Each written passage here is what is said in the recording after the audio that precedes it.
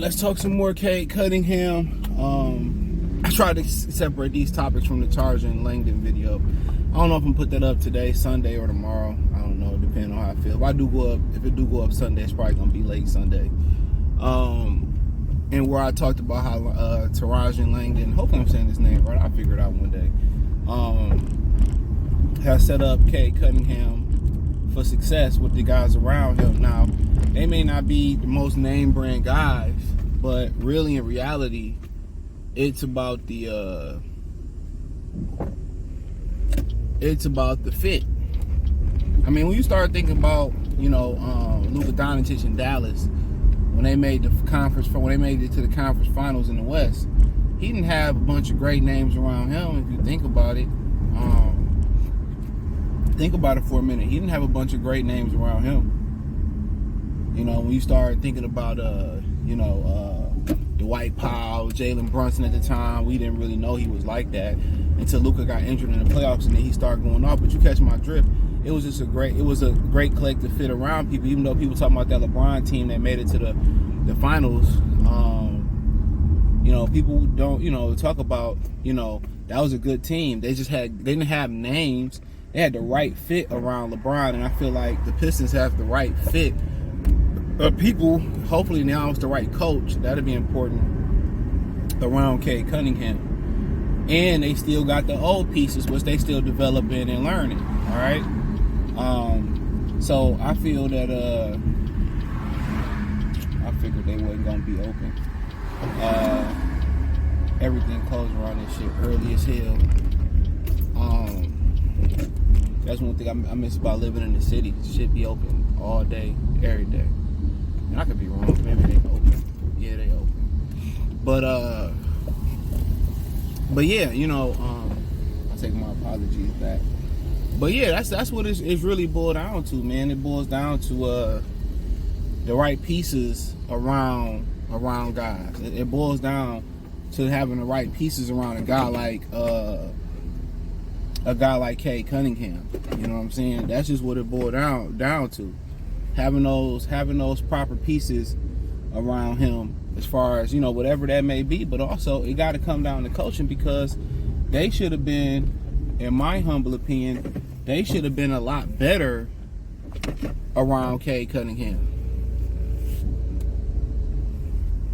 They should have been around a lot better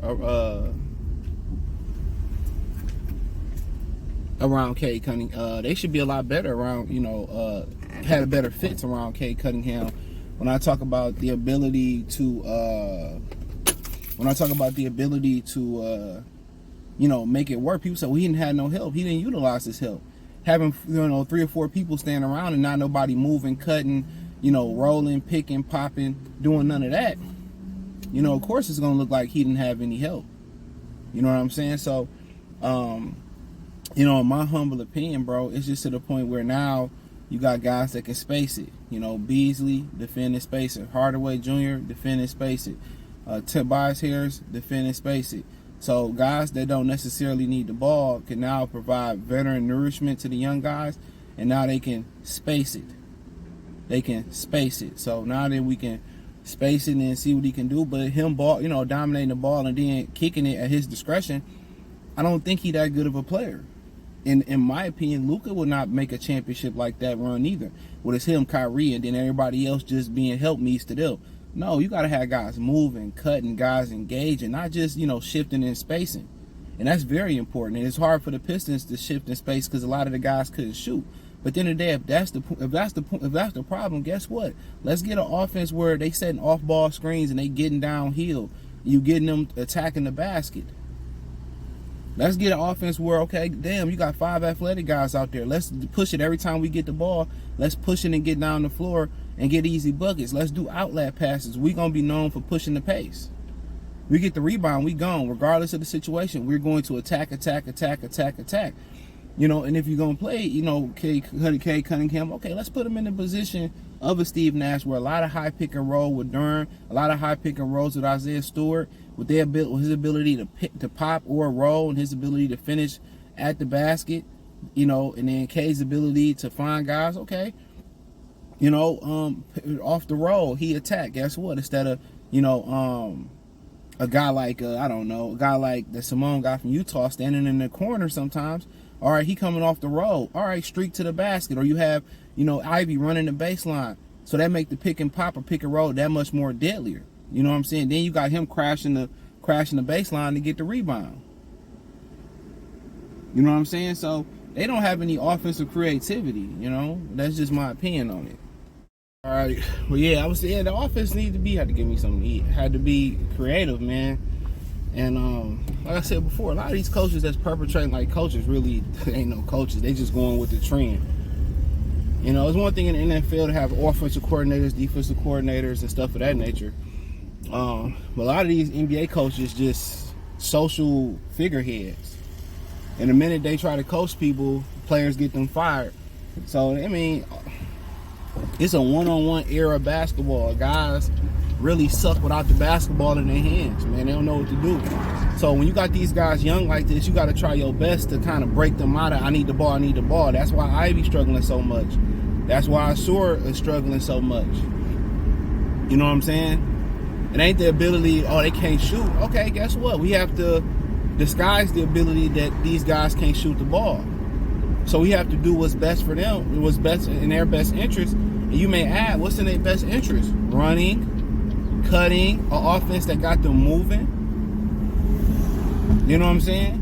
Don't worry about the spacing. Once guys get into rhythm, as far as they make a few layups to get a couple easy layups, you'll be surprised, how the three-pointer look. It looks a lot better because at the end of the day, now that we attacking the paint, they got to defend the paint now at all costs. So when they got to defend the paint, guess what? You get better three-point looks. This is why the game is played inside out. This is why Shaquille O'Neal was so effective. This is why the game has got to be played inside out.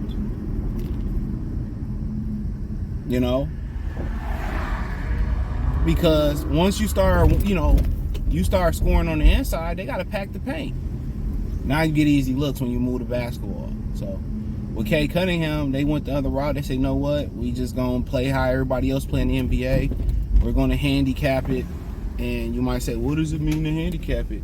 You're going to handicap these guys. You're going to say, well, we're just going to go out there and get some shooters until these guys learn to shoot. If they don't, we're going to get rid of them.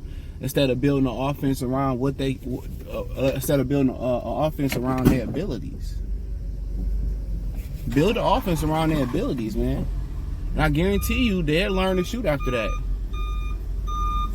Their percentages will go up. But if I'm just sitting out here gunning for threes all day and keep shooting threes, we start off shooting threes. What you think gonna happen?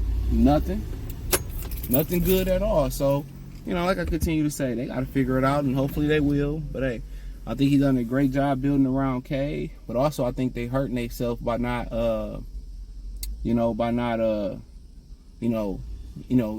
getting an actual offense with movement and ball movement and cutting. But hey, check out Detroit Lions Piston Talk playlist. Hit me up on Linktree. Find me on X, Instagram, Spotify, Anchor, Cash App, Venmo, PayPal. Appreciate the love and support. Peace.